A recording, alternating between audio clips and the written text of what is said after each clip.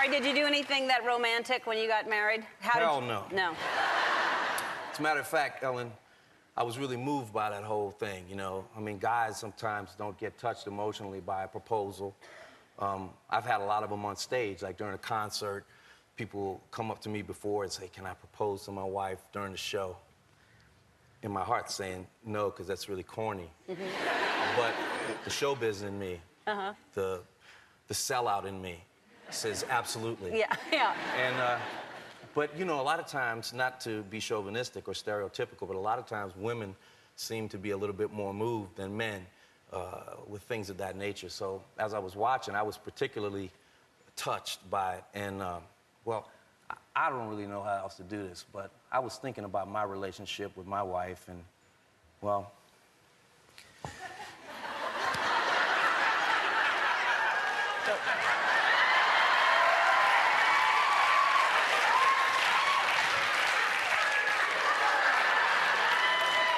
But I mean, is it because we're on the air? Yeah, don't...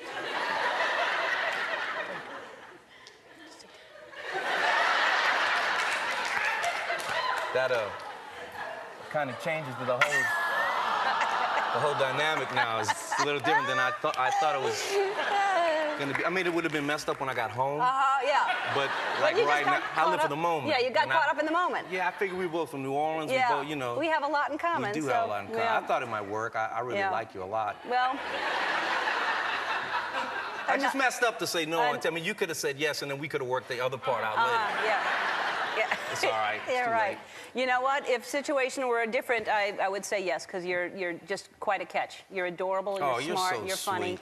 You really are. And you're a doctor. I'm a doctor. That's right.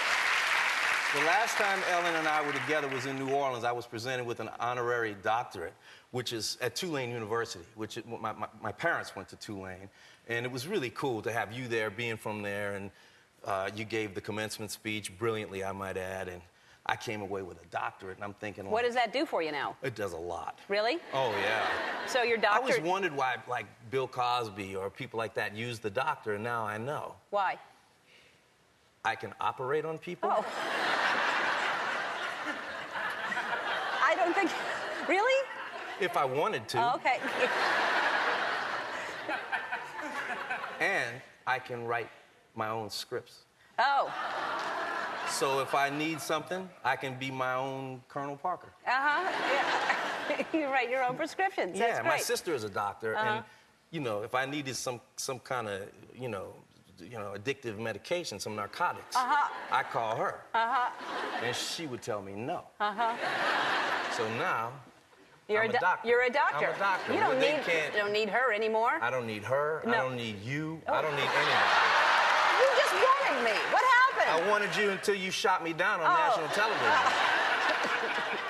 Let's just go. We're going to keep it real. Let's keep it real. All right, well, then let's keep it real. What happened to your throwing arm? That was the most pathetic dunk tank. You broke our record. You took longer than anyone ever in the history of the show.